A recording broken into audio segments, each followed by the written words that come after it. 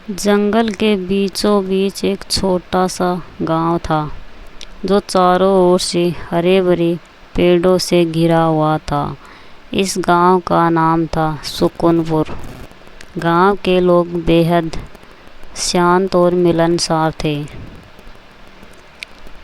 लेकिन एक दिन गांव में एक अजीब घटना घटी जिसने सबको चौंका दिया। गांव के पास ही एक घना जंगल था जिसमें तरह तरह के जानवर रहते थे। गांव के लोग अक्सर वहां शिकार करने जाते थे। लेकिन एक दिन गांव के मुखिया रामू काका ने जंगल में एक अजीब आवाज़ सुनी। वे डर गए और तुरंत गांव वापस आ गए। उन्होंने गांव वालों को बताया कि उन्होंने जंगल में एक भयानक चीख सुनी है। गांव के लोग पहले तो हंसे, लेकिन जब कुछ और लोगों ने भी वही आवाज़ सुनी तो सब चिंतित हो गए। गांव में चर्चा होने लगी कि जंगल में कोई रहस्यमय शक्ति है।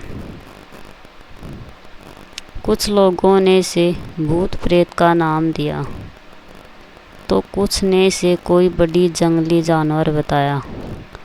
रामू काका ने गांव वासियों को समझाया कि हमें डरना नहीं चाहिए और इस रहस्य का पता लगाना चाहिए।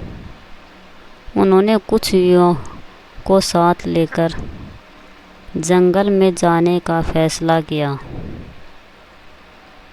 वे सब अपने अपने हथियार लेकर जंगल की ओर चल पड़े। जंगल में घुसते ही उन्होंने वही भयानक आवाज़ फिर से सुनी।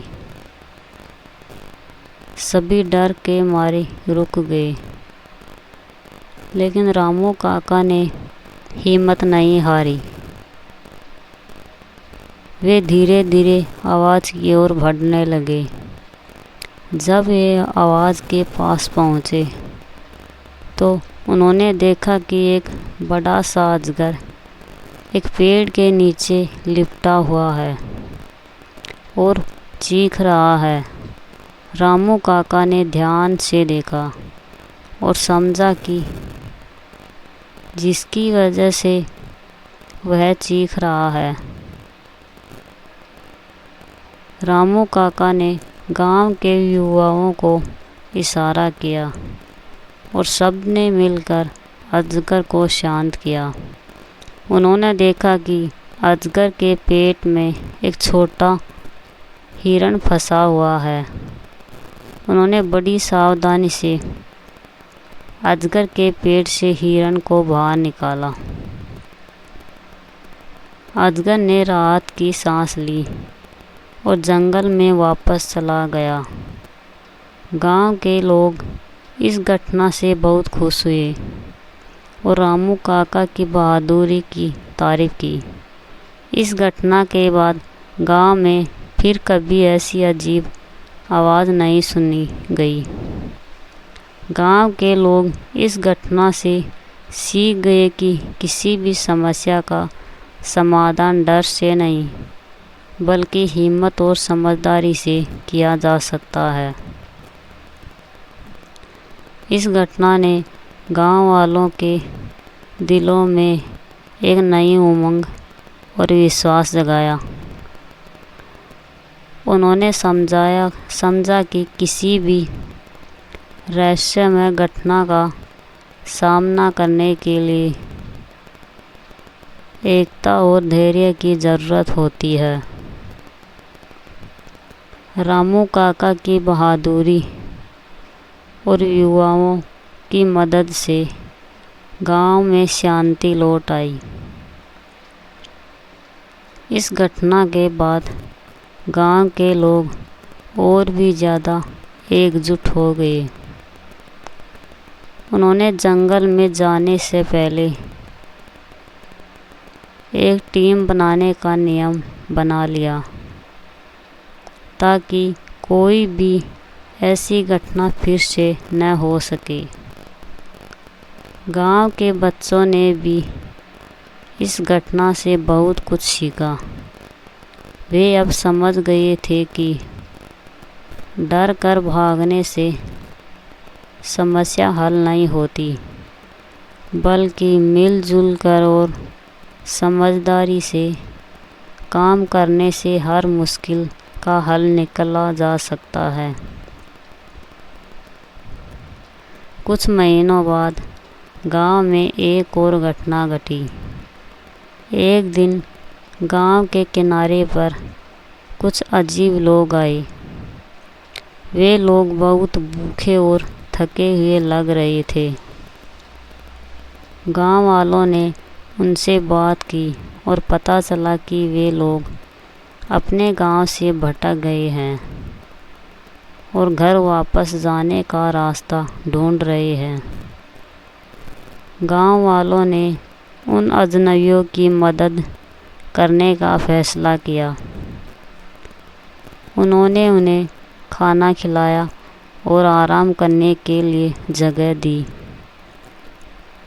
अगले दिन रामू काका और कुछ युवा उन अजनबियों को उनके गांव तक पहुंचाने के लिए तैयार हो गए। रास्ते में एक बार फिर से वे जंगल से होकर गुजरे। इस बार भी जंगल में वही अजीब आवाज़ सुनाई दी,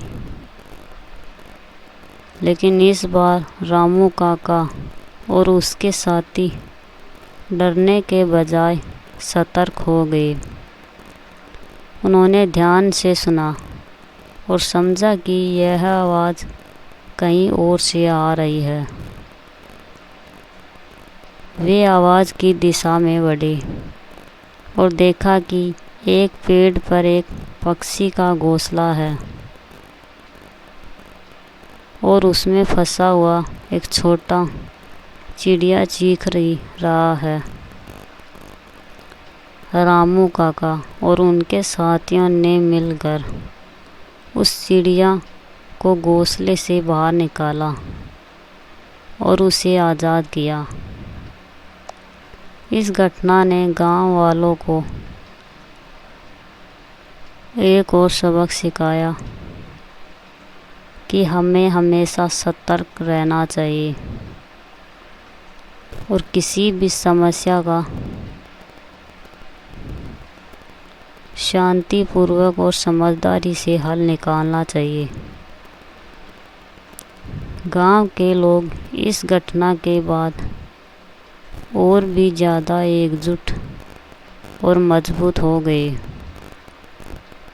उन्होंने एक दूसरे की मदद करने और हर समस्या का हल निकालने का संकल्प किया। सुकुनपुर गांव एक मिसाल बन गया कि कैसे एकता और धैर्य और हिम्मत से किसी भी मुश्किल का सामना किया जा सकता है। इस कहानी से हमें यह सीख मिलती है कि डर कर भागने से बेहतर है मिलकर हर मुश्किल का डट कर सामना करना।